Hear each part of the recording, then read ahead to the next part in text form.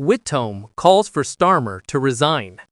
Nadia Whitcomb just became the second Labour MP this month to publicly call for Keir Starmer to resign, declaring that even if he had a radical change of direction, people wouldn't believe him and those around him wouldn't allow it anyway.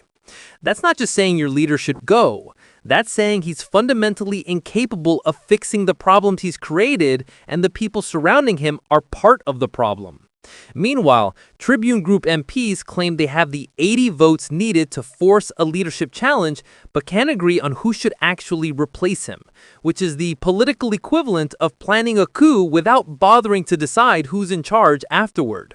So buckle up, because we're about to dissect why Labour MPs are now openly demanding Starmer's resignation. But before we proceed, please don't forget to hit the subscribe button for more updates on the UK political insight. Thank you. Why Whitcomb thinks a change of personnel in number 10 is essential, not optional, and why having the numbers to trigger a leadership contest means nothing if you can't unite behind a single candidate. This is Labour's civil war reaching the point where backbenchers aren't just whispering about change, they're shouting about it on the record. And Starmer's group on power looks weaker every single day. Right. Let's start with exactly what Nadia Whitcomb said, because her language is absolutely devastating. She didn't hedge. She didn't use diplomatic phrasing. She said, flat out, I think there does have to be a new leader. That's a backbench MP publicly declaring the Prime Minister must go, which is nuclear in terms of political loyalty and party discipline. But she didn't stop there. She explained why even a Starmer U-turn wouldn't work. People wouldn't believe him, and his inner circle wouldn't let it happen anyway. Think about that assessment for a second. She's saying Starmer has so thoroughly destroyed his credibility that voters wouldn't trust him even if he genuinely changed course. That's not just about policy disagreements. That's about fundamental trust being broken beyond repair. And the accusation that people around him wouldn't allow change is an indictment of Number 10's entire operation, suggesting the real problem isn't just Starmer, but the advisors and staffers who control access and decision-making. Whitcomb's call for a change in leadership, a change in personnel of the people in Number 10, and a completely different direction for the party is comprehensive demolition. She's not saying tweak a few policies or shuffle the cabinet. She's saying burn it all down and start over with different people and different priorities.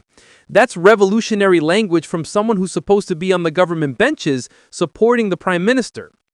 She becomes the second Labour MP this month to call for Starmer to quit after Clive Lewis made his position untenable comment and appeared to offer his seat to Andy Burnham.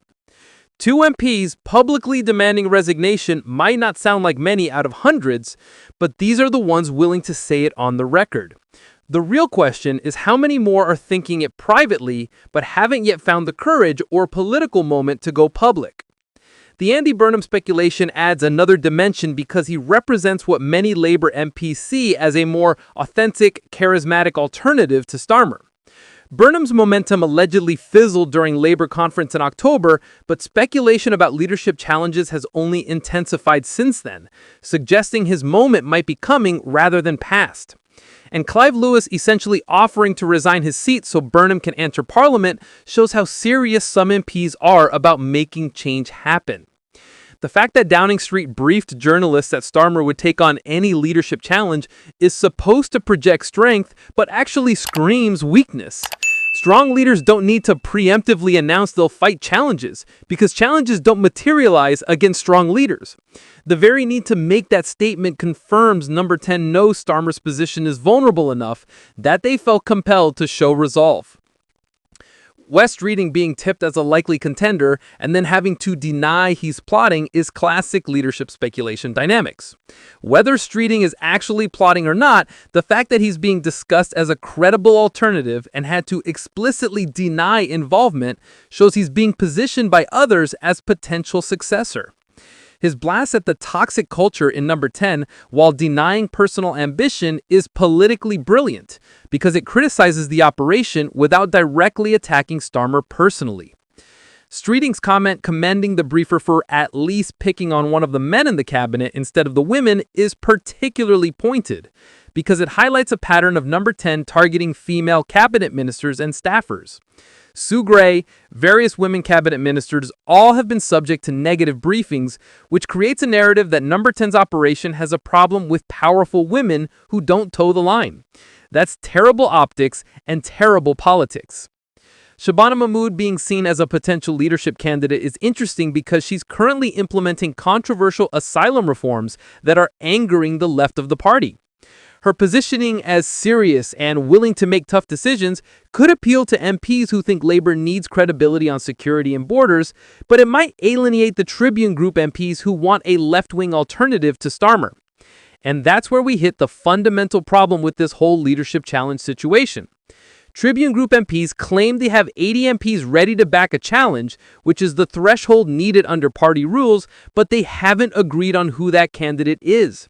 You cannot trigger a leadership challenge without a candidate to rally behind. The rules require MPs to nominate a specific person, not just declare general dissatisfaction. The names being floated, Lucy Powell, Lisa Nandi, Louise Haig, all are competent politicians, but none obviously has the profile or support to unite behind them immediately. Powell is deputy leader, which gives her institutional position.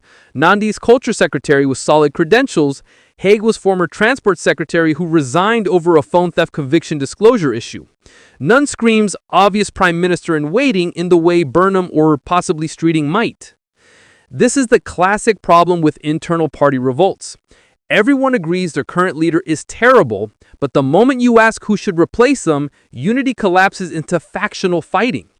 The left wants someone ideologically pure, the center wants someone electable, and various personal loyalties and ambitions complicate everything further.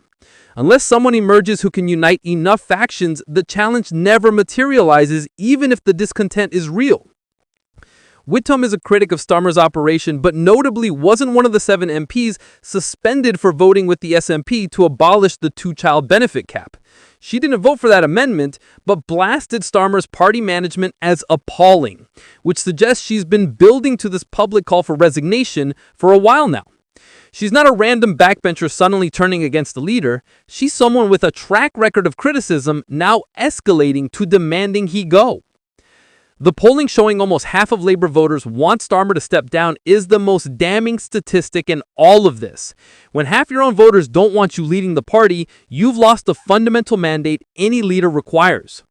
The split between those wanting him to quit immediately versus before the next election is almost even, which shows this isn't a fringe position. It's mainstream sentiment among Labour's base.